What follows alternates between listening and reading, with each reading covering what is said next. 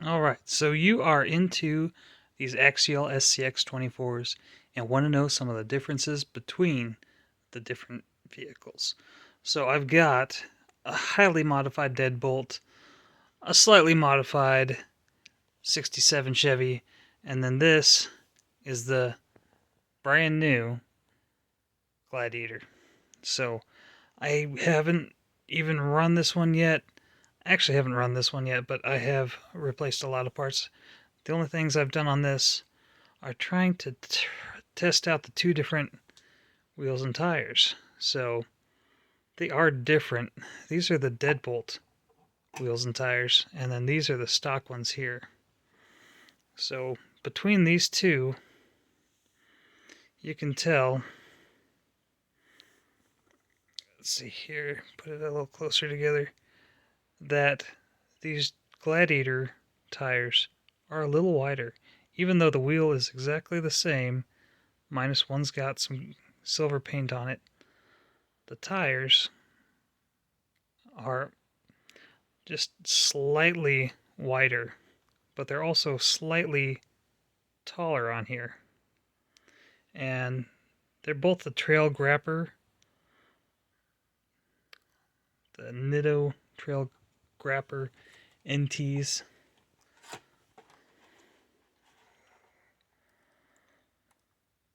Grappler. So, with this one, you turn it, it's at an angle, maybe barely touching the inner well. But this one, if it's under compression, will not turn. So it's just slightly enough to cause issues, which is probably why they changed it. Even on the back, it's just slightly rubbing the wheel well here. Turning shouldn't be a whole lot of an issue, but still, rubbing on the inside.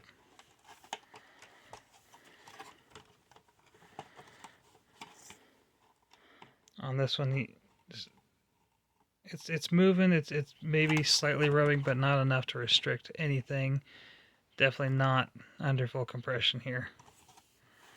So that slight amount of width and height causes a world of issues here.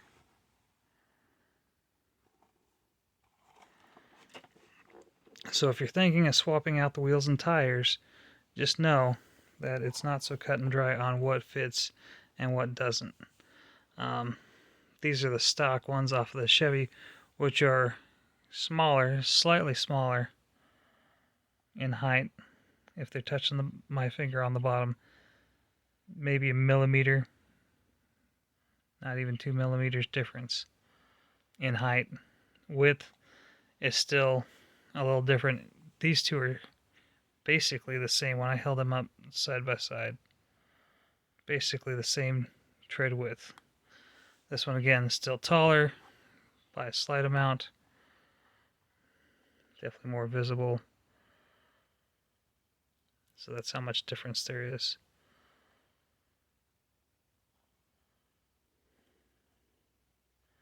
From there to there. So again, if you're not worried about room, if you don't mind cutting, like this is rubbing on here, but that does have wheel spacers. I've got brass spacers and knuckles on there. So beyond that, of course, pins on the Chevy, and on the Jeep there's only a single one in the middle, but this one uses Velcro. ESCs are different. Not a whole lot to go over there. This is a 4-channel ESC, so that's nice. The remote has a button on it, so you can turn the lights on and off on the bumper. That's really about it. So, as you see here, pretty much everything else is the same motor. Though here, you'll notice that the little mounting plate for the battery is shorter. So the other one mounted down here, but this is a longer arm here. So whereas this one would sit up about like that, this one sits lower. So definitely lowers your center of gravity on that. With the frame, so I've got the frame pulled off from one of the other two, either the Chevy or the Deadbolt. Those are both the same. But here, you'll see, oh, it's a little bit further back, but still about, I don't know, at least 15 millimeters or like 5/8 of an inch, maybe 3/4 longer than the other frame rails. So if you're trying to modify the Gladiator with a custom frame, like say this, that's going to be different. The ESC tray, that one is exactly the same. So no differences there. If you had to swap those out, not a problem.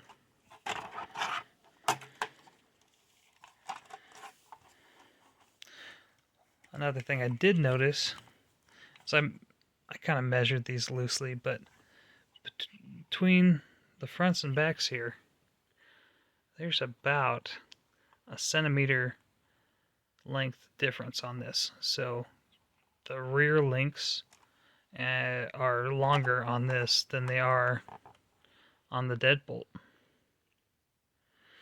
And that means that pushes the rear end back even further. So here on the Deadbolt, I know it's kind of mounted weird, but there's no extra length on the drive shaft there. Which also means that the adjusted front links, so I put the 4-link in this one, melted the links to make it high clearance. Kind of like what these are here. But these are longer than what the Deadbolt normally is. But it's also longer than these and these.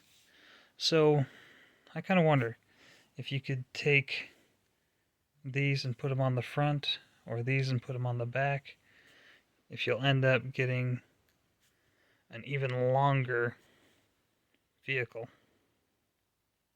I was thinking, the easiest thing for them to do would have been taking the links from the front and putting them on, because these are almost identical for length. I mean, maybe within a millimeter or two from length difference. I stuck this in the cardboard here, and those fit in pretty much almost perfectly. Tire's bigger, that's going to be a difference. But so these are almost exactly alike. Lots of different things are really similar. It's kind of hard to tell what this would be on the front drive shaft. So it's really hard to kind of point out similarities when these are all different than the Gladiator. So I can't say much there. Most of the rest of the parts underneath are going to be pretty much the same. So no huge differences there. So if you're wanting to modify it, I'd say you're pretty much good. You're just going to have to worry about the links.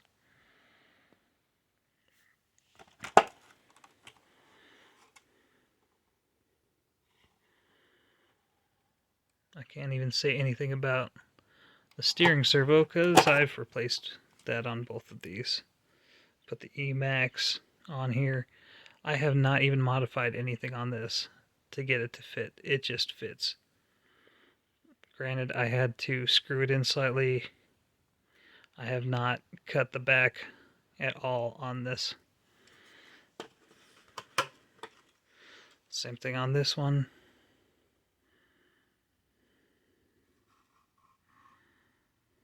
Oh, I thought it did.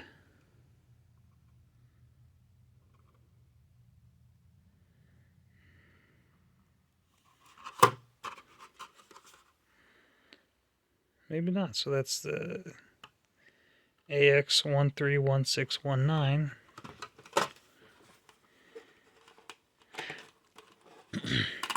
I'll tell you, I replaced the one on the FMS Atlas.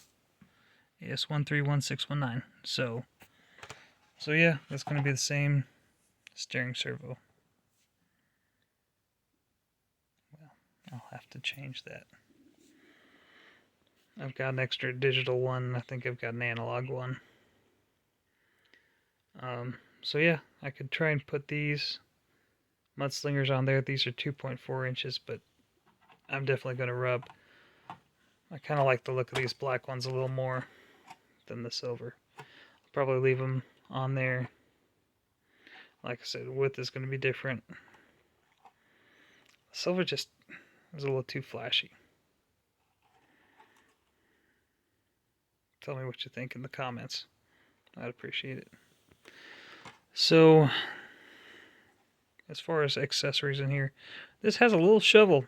I mean, it's almost kind of worthless to have in there because you can't hardly see it. It's black on black. But it does pull out. It does snap off. You can actually take it out. The little high lift jack, that snaps out too. These little gas canisters, they are screwed on. So you can't just snap them out. This will actually function. So you can turn this, and these little traction plates will come out. I do, but see.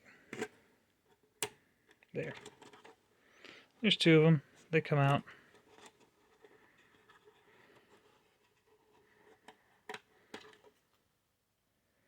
That's what they look like on the back.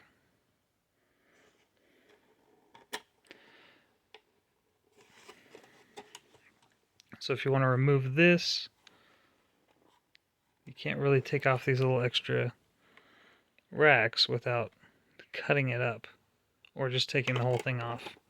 It's going to have screws there. And there's some up here.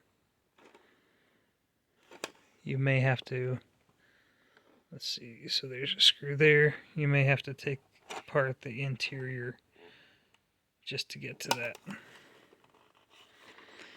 One thing I was surprised to see is you got your driver. The window tint is so dark, you almost can't tell he's there.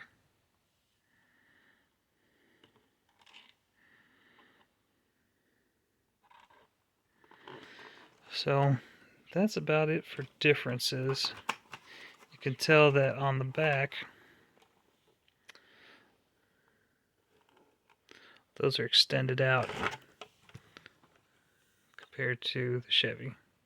I don't know exactly what the Jeep is like, but I would assume it's pretty similar.